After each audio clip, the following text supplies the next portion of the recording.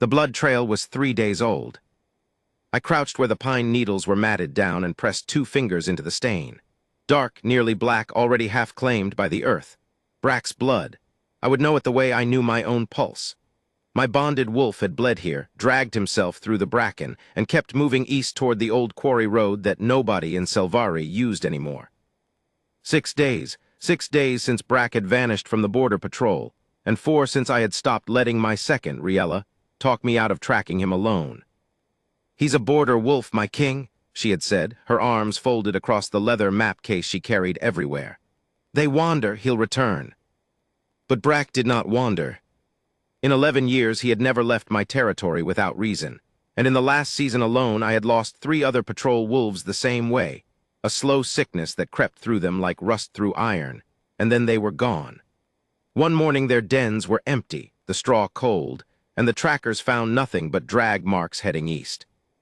I stood and followed the stain. The forest below the gorge was old. The pines were thick enough that their canopy swallowed the morning, and the air down here smelled of resin and cold water and the faint mineral bite of the quarry stone that gave this stretch its name. Briarwood, the border folk called it, though there were no briars, only the dark, close trees and the silence that pressed between them like something listening. I had been king of Selvari for 14 years. I had held the Gorge Fortress through 2 border wars, buried my father in the stone crypt beneath the Great Hall, and kept every wolf in my territory fed and whole. I was not a man who lost things, and yet something had been slipping from me for 3 years now, a quiet unraveling I could not name. My wolf, the one who lived beneath my ribs and had always been steady as a hearthfire, had grown restless, not sick, not weakened, restless. He paced inside me at odd hours, turned circles the way a dog turns before lying down, except he never lay down. He was looking for something I could not find. I had stopped mentioning it to my healers because their answers were always the same. "You need a mate, my king. The bond will settle when the bond is complete." But I had met every eligible daughter, and Luna and highborn wolf-born woman from here to the northern coast, and my wolf had not even lifted his head. The trail bent south. I followed it through a stand of birch where the bark was peeling in pale curls, then down a slope where the earth was soft with last night's rain. The prints were clearer here, Brack's wide pads, the drag of his right hind leg where the wound was. 6 weeks ago, one of my border captains had brought Brack in with a gash along his flank that would not close. Our healers packed it, stitched it, packed it again. It festered. The flesh around it went gray-green and hot, and Brack stopped eating. I sat with him in the den every night for a week, my hand on his neck, telling my wolf to reach for his the way the bond was supposed to work, alpha to wolf, the tether of command and care. Nothing. Whatever was in that wound, it resisted everything we had. Then Brack vanished. I came around a boulder and stopped. The quarry road was below me, overgrown, barely a cart width of flat stone between the trees. And at its edge, tucked against the hillside where the rock face made a natural wall, stood a cottage. Small, stone, smoke rising from a chimney that was slightly crooked. Herbs hung in bundles from the eaves. I could see yarrow, comfrey, goldthread, and 3 or 4 I did not recognize. A rain barrel sat beneath the gutter. A stool stood by the door with a mortar and pestle on it, and the pestle was still wet with something green. And on a folded blanket beside the door, Brack was asleep. My wolf stopped pacing. I do not mean he went alert, or surged, or any of the things he had done in 14 years of border wars and council disputes and the daily weight of keeping a kingdom upright.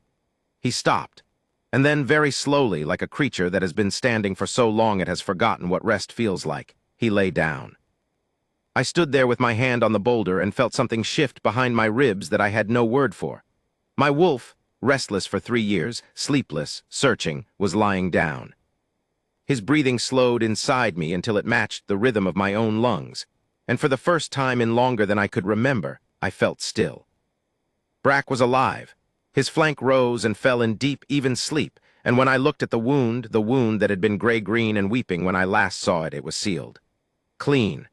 Pink with new skin, the stitches gone, the flesh smooth as if someone had drawn the poison out with their bare hands. The cottage door opened, and a woman stepped out. She was not what I expected. I do not know what I expected, a hedge witch, maybe, or a wild hermit, someone who would startle and run. She did neither. She came out carrying a clay bowl of water, saw me standing above her on the ridge with my cloak and my sword and the look on my face, and she set the bowl down beside Brack without hurrying. He came to my door 3 days ago, she said. Her voice was level. Not afraid, not defiant level, the way a person speaks when they have said the same thing to themselves many times and are tired of rehearsing it. He couldn't walk. The wound was poisoned, not infected, poisoned. Blackroot in the tissue, maybe 2 weeks deep. I cleaned it. You cleaned a wound that 3 of my healers could not close. Your healers were treating infection. This wasn't infection, it was Blackroot. It eats different. She knelt beside Brack and laid her hand on his neck, and his tail moved once in his sleep. He'll need another day. I came down the slope. She did not step back. She was perhaps 30, with dark hair braided away from her face and hands that were rough and herb-stained and steady. She wore a simple dress of undyed wool, patched at the elbow, and her feet were bare on the cold stone. No pack scent on her. No mate mark, no territory brand, no house sigil. She was nobody's. "Who are you?" I said. "Lyra." "What pack?" "None. You're living on Selvari land." "I'm living on land nobody has used in 20 years. The quarry's been empty since before I came, and no patrol has walked this road in the 2 years I've been here." She looked at me steadily. "I haven't troubled your borders. Wolves come to me sometimes. Wounded ones, sick ones. I don't go looking for them. They find their way." Something in the way she said it, "they find their way," made my wolf press closer to the surface. Not in warning, in recognition, as if he already knew her. "3 of my patrol wolves have vanished this season," I said. "They left sick and never came back." "2 of them came to me," she said quietly. "I healed them. They left when they were well. I didn't keep them." "And the 3rd?" Her face changed for the first time. Something passed behind her eyes that was not calm. "The 3rd came too late. I buried her behind the cottage." I looked at her for a long time. She held my gaze. There was grief in her, but it was the kind of grief that does not perform. It simply lives in the body like a second heartbeat, and you learn to walk with it. "You healed 2 of my wolves and buried one," I said, "and told no one." "Who would I tell? I don't have a pack. I don't have a council. I have a mortar and a garden and whatever the forest brings to my door." She picked up the pestle and began grinding again. "If you've come to banish me, I'll go, but let him sleep 1 more day. He earned it." I should have banished her.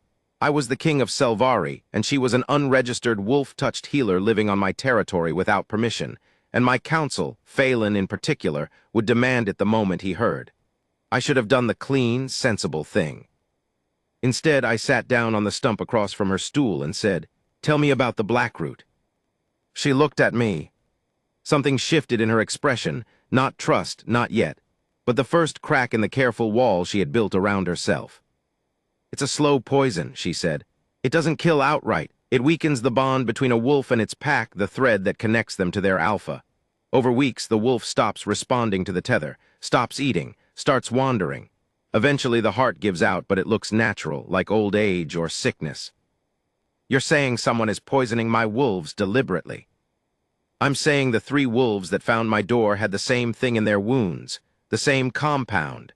Blackroot doesn't grow in these forests, my king. Someone brought it here." My wolf lay still inside me, and for the first time the stillness did not feel like peace. It felt like the held breath before a storm. I did not banish her. I did not even leave. I sat on that stump while she finished grinding her herbs and told me in her steady way how she had drawn the Blackroot from each wolf, a paste of gold thread and whiteash bark applied to the wound channel. Then her hands pressed flat against the animal's side for hours while the poison leached out through the compress. It was brutal, patient work. No one had asked her to do it. No one had thanked her. "Why?" I asked.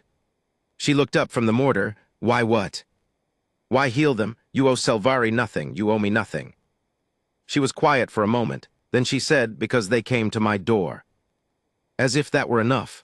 As if the arriving were the only argument that mattered. My wolf pressed against my ribs in a way that felt like agreement.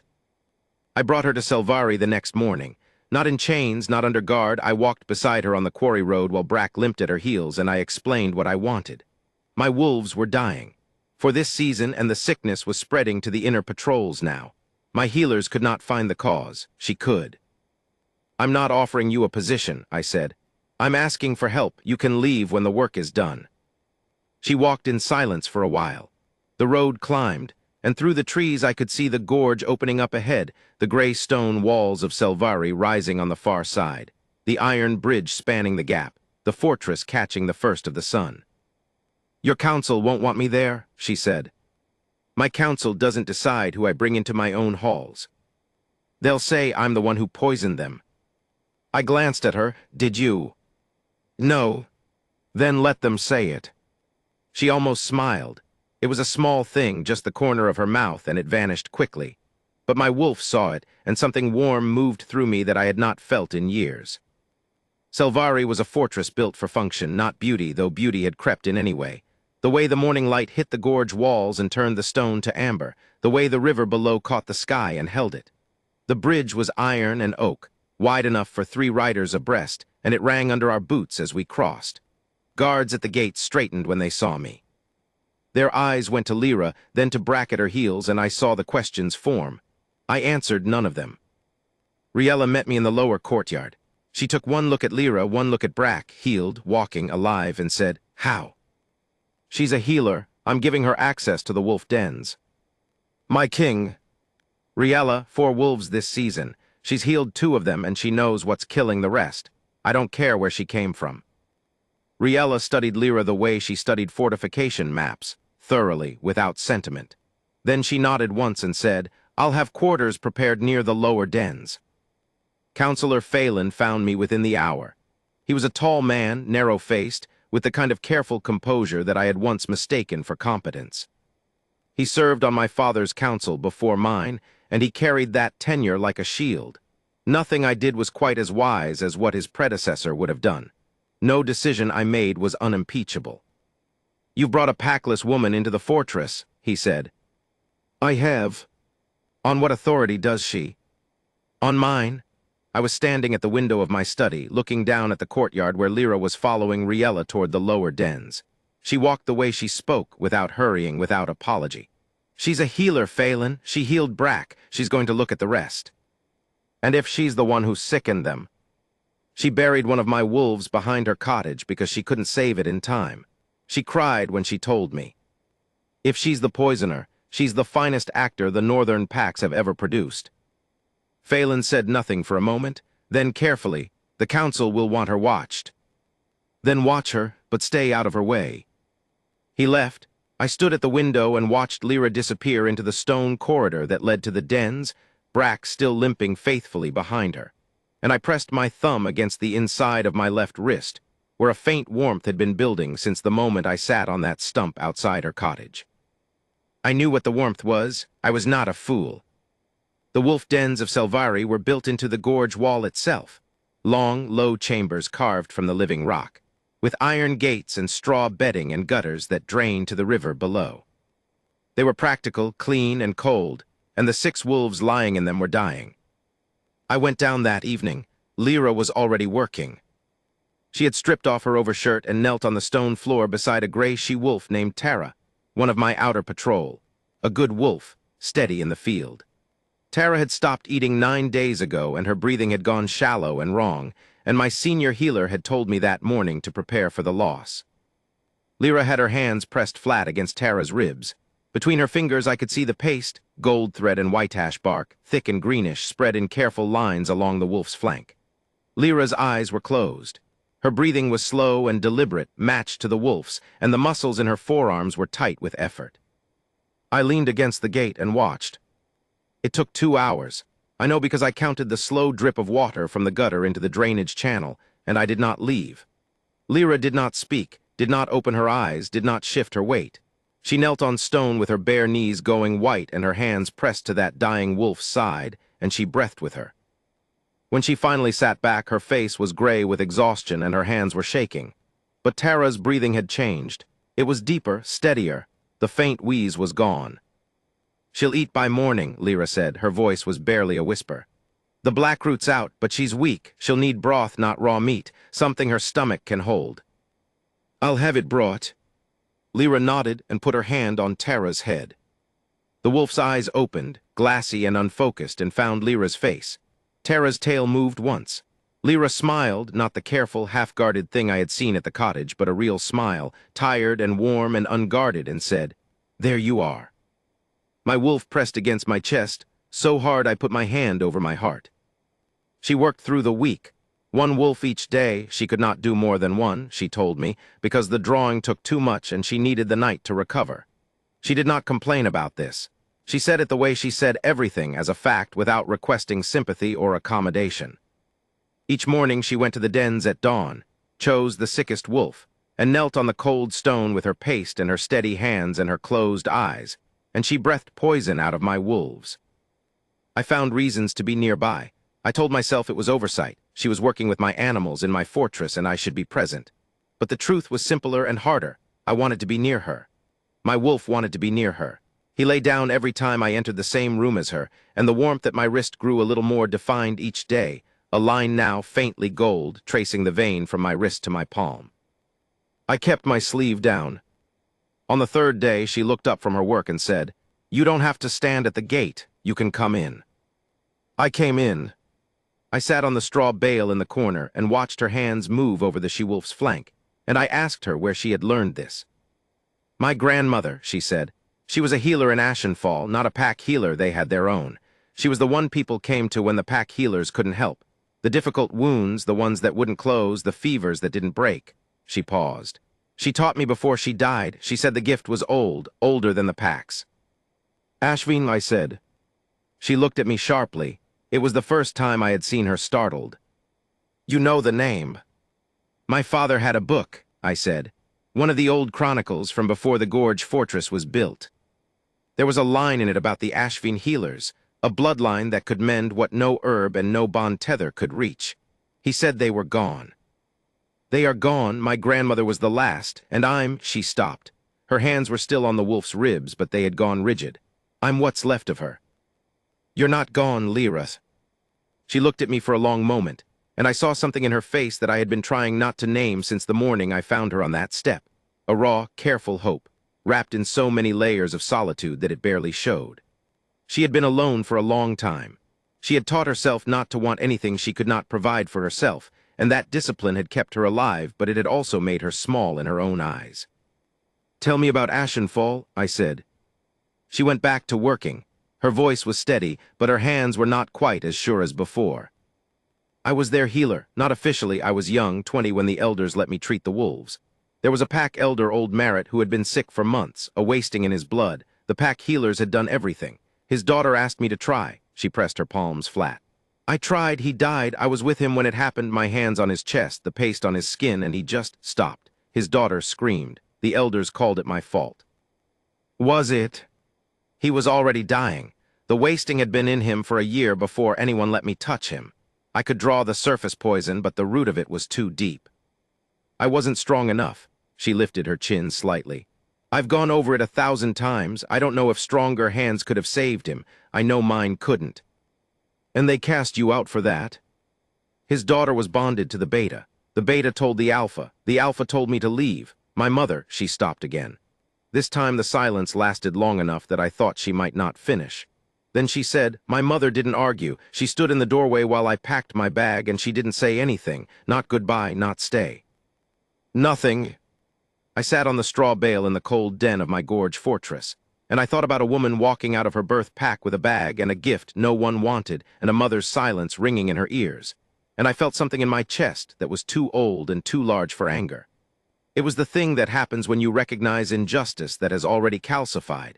It cannot be undone, only carried, and she had been carrying it for years without setting it down once. "They were wrong," I said. "Maybe." "No, they were wrong.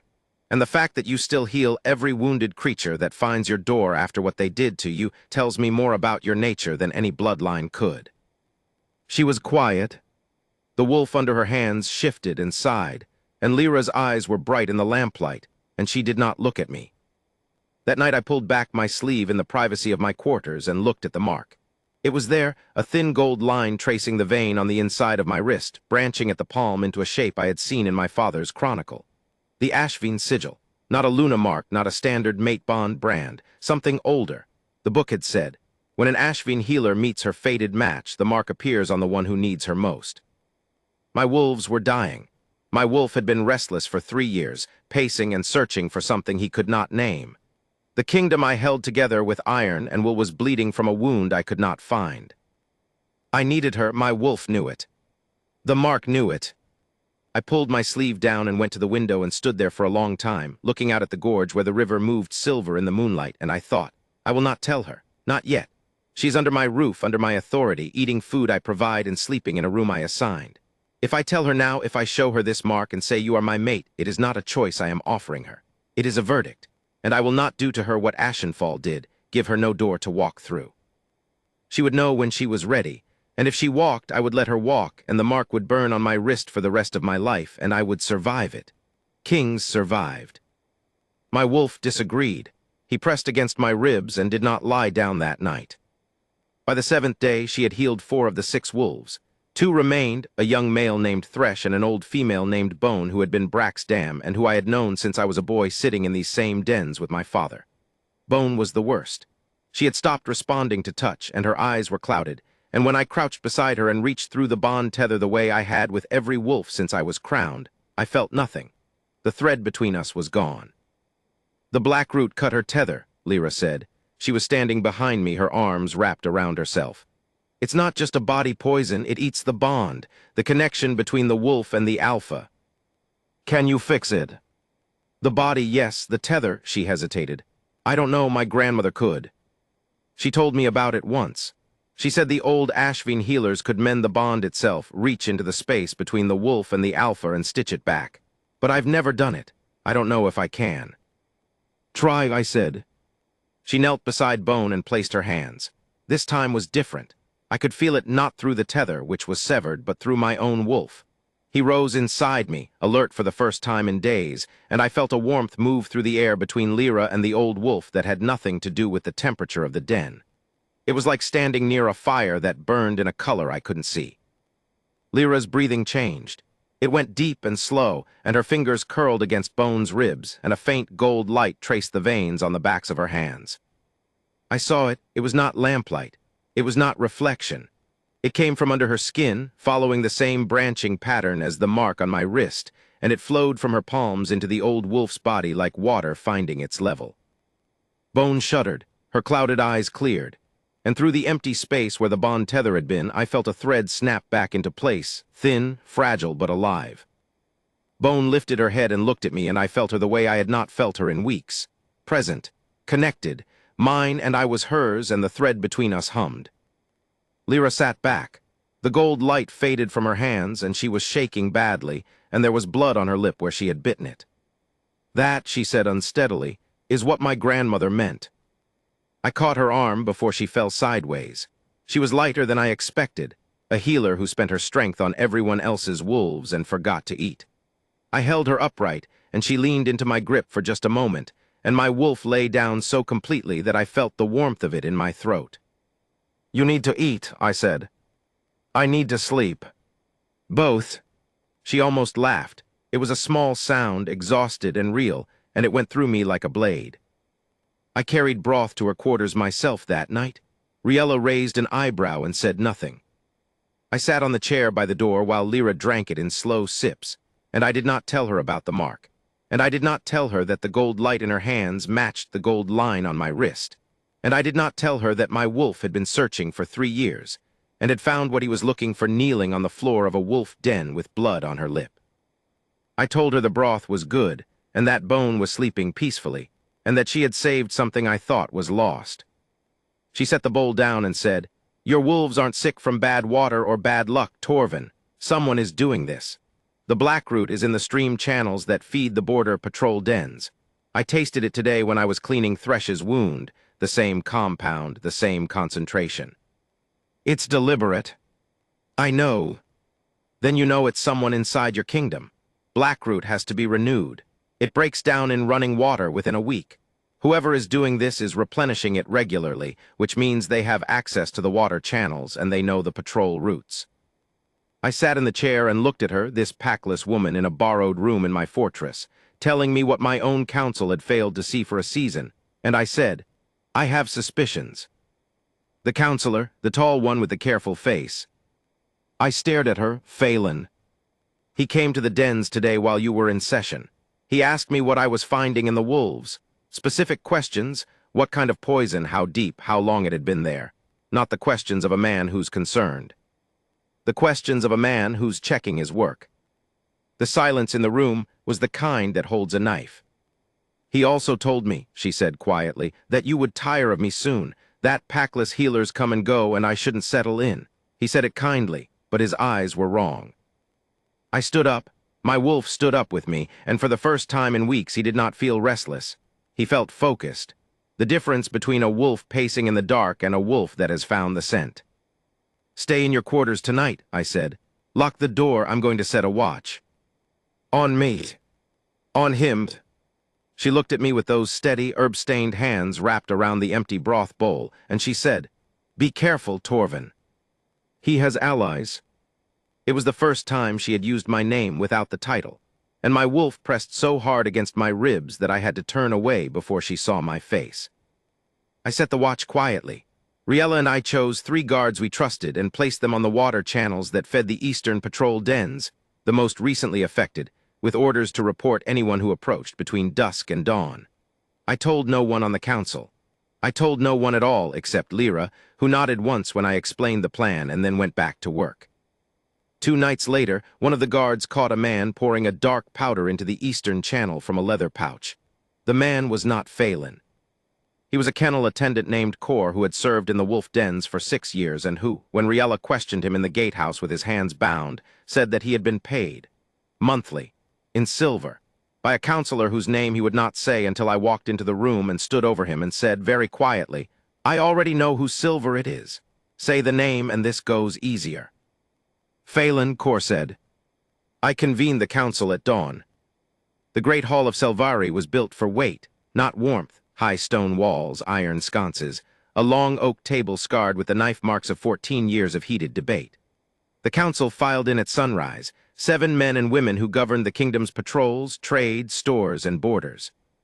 Phelan took his seat at the far end with the same careful composure he always carried, and when I told the room what Cor had confessed, he did not blink. "The word of a kennel hand," he said, "against a counselor of 20 years. The word of a kennel hand, the testimony of a healer who found the same poison in every wolf she treated, and the guard report from the eastern channel." I laid the leather pouch on the table. "This was taken from Cor. The powder inside is blackroot.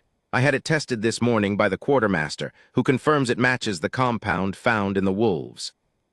Phelan looked at the pouch.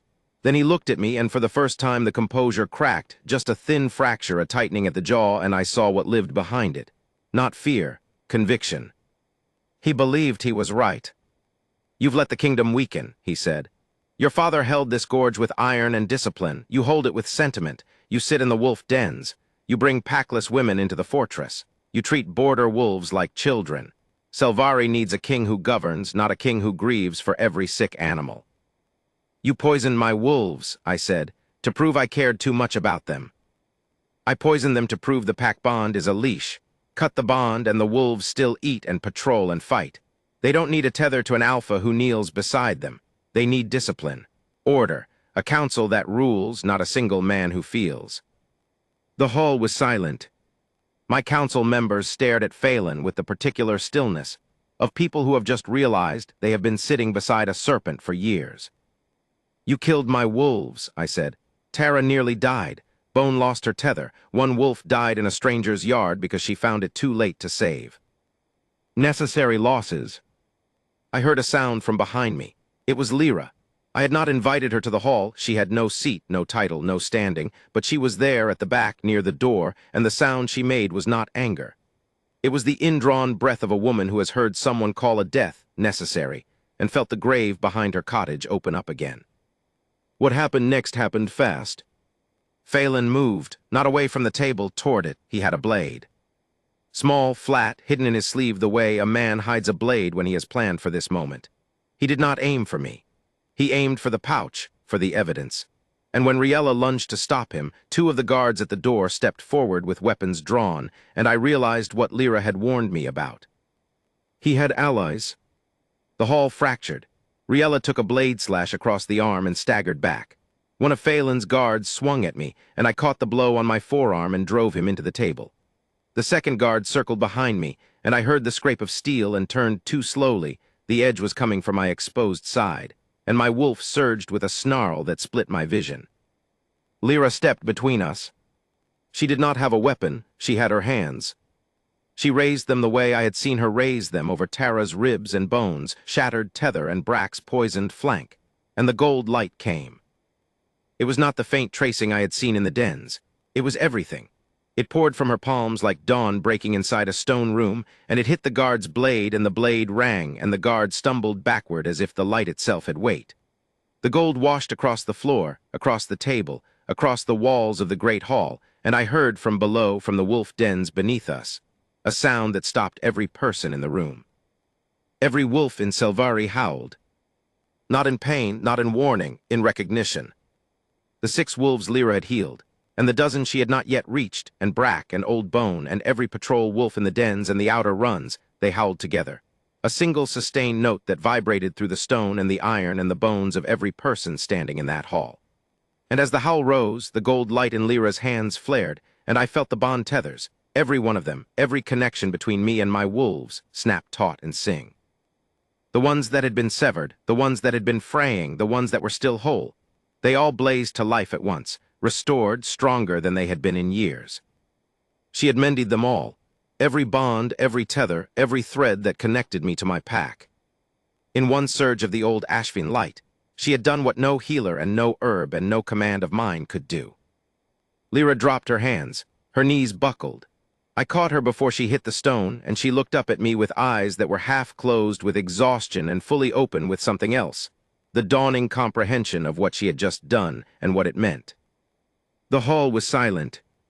Phelan stood behind the table with his blade in his hand, and a look on his face that I recognized from the chronicles, the look of a man who has seen the thing he tried to destroy prove itself indestructible. "Take him," I said, my voice was steady. "Take his allies, take them to the gatehouse. Riella, bind that arm." The loyal guards moved. Phelan dropped the blade.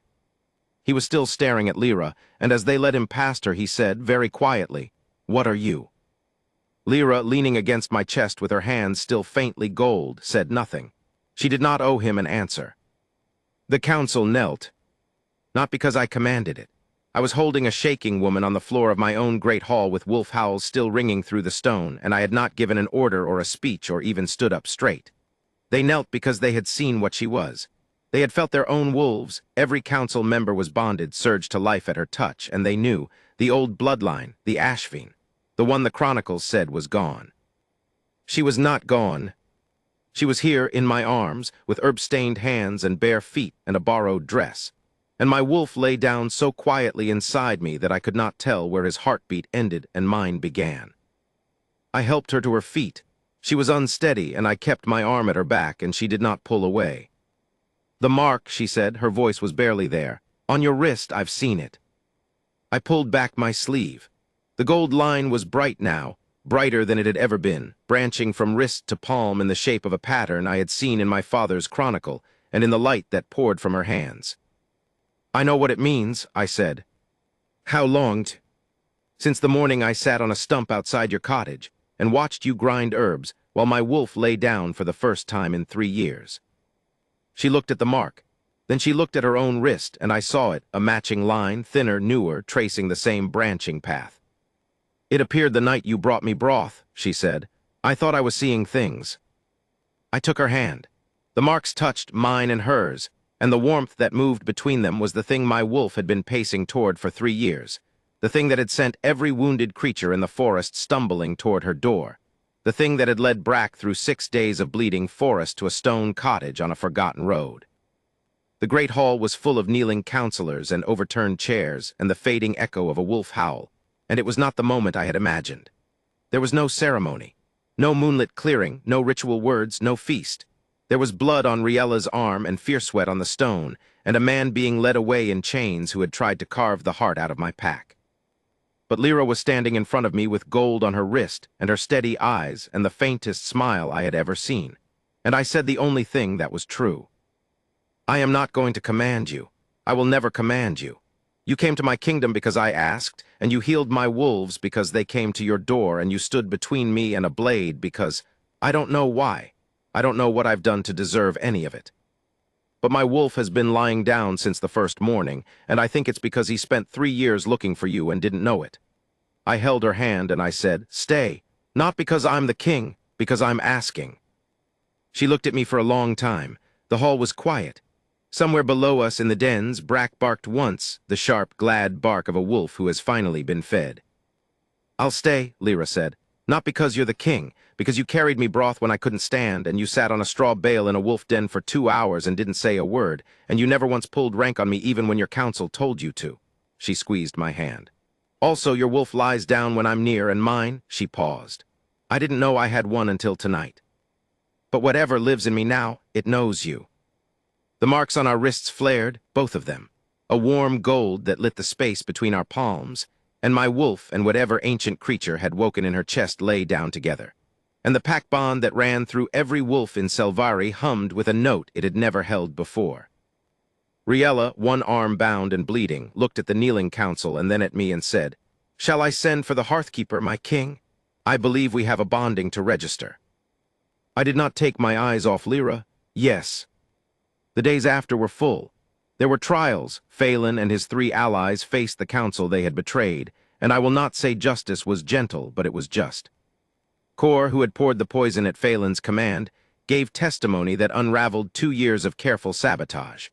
The tainted water channels, the calculated targeting of my strongest patrol wolves, the goal of severing enough bond tethers that my authority as Alpha would collapse and the council, Phelan's council, could rule by committee. He had underestimated 2 things: the wolves' instinct to find healing and the woman who gave it. Lyra did not testify. She did not need to. Every wolf she had healed stood as evidence, Tara eating again, her flanks smooth. Bone, old and creaking, but bonded to me once more, her eyes clear. Brack, healed and whole, sleeping every night at the foot of the bed Lyra and I now shared. I say shared, and I want to be precise about what I mean because precision matters here. She slept in my quarters because she chose to, and I held her because she asked, and the warmth between us was the quiet kind, the kind that lives in a hand held under a blanket, a forehead pressed to a shoulder in the dark, a conversation about nothing important that somehow says everything. We were learning each other the way 2 people do when neither of them has been loved well before, carefully, gratefully, with the patience of those who know how rare it is. She kept the cottage. I asked her once if she wanted it cleared out, made into something else, a supply post, a healer's outstation. She shook her head. "It's where they find me," she said. And they did. Even after she moved into the fortress, even after the bonding was registered and the council acknowledged her as the Alpha's mate. The word felt too small for what she was, but no one had invented a better one. The wolves kept coming to her door. Not Selvari's wolves, though they came too. Wild wolves, strays from the far border. Wounded creatures that had no bond tether and no pack, and no reason to trust anyone, limping down the old quarry road in the dark, and stopping at the stone cottage with the crooked chimney and the herbs hanging from the eaves. She went every 3 days. I went with her. We sat on the step, her stool on one side, the stump I had claimed on the other, and she ground her herbs while I watched the tree line, and Brack lay between us with his gray head on his paws, and the forest did what the forest did. It sent her its broken things, and she mended them. The pack healed, not just the wolves, the people. The council seated 3 new members who understood that a bond is not a leash, and that a king who kneels beside his wolves is not weak but rooted. Riella's arm healed cleanly, and she wore the scar with the particular pride of a woman who had been right about something and was too dignified to say so. The border patrols returned to strength. The water ran clean. And my wolf, my restless, pacing, searching wolf, lay still inside me with a warmth that did not waver, because the thing he had been looking for was sitting on a stone step 3 feet away, grinding gold thread in a mortar with steady hands. I think about it sometimes, the trail of blood through the briarwood, the silence of the old quarry road, the moment I came around that boulder and saw Brack sleeping on a blanket, and a woman who did not flinch. I think about how close I came to doing the sensible thing, banishing her, sealing the border, letting Phelan's poison finish its work, while I searched for a cause I would never have found. I think about the mother who stood in the doorway and said nothing, and the elder who died under young hands that could not save him, and the pack that cast her out for caring too much. And I think about what Lyra said when I asked her why she healed every wounded thing that came to her door, even after everything that had been done to her. Because they came to my door. as if the arriving were the only argument that mattered. It is evening now, late summer. The light through the gorge turns the river copper, and the cottage chimney trails a thin line of smoke into a sky the color of heather. Lyra is sitting on her stool with a gray wolf pup, too young for a patrol, too wild for the dens, asleep in her lap. Brack is at my feet.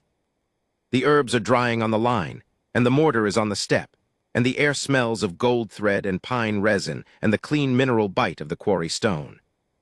I hear it before I see it, the slow, dragging sound of something heavy moving through the underbrush. A shape emerges from the dark beneath the pines. Another wolf, limping, one ear torn, ribs showing. It stops at the edge of the clearing and looks at her. Lyra sets the pup aside gently and stands. She wipes her hands on her apron. She walks to the edge of the firelight and crouches, and the wolf comes to her the way they always come, slowly, then all at once, pressing its muzzle into her open palms. She looks back at me over her shoulder, and I see the gold at her wrist and the smile she keeps for me, and the steady, unshakable certainty of a woman who will not turn away a single living thing that finds its way to her. I think I followed the last one home, and I have never left.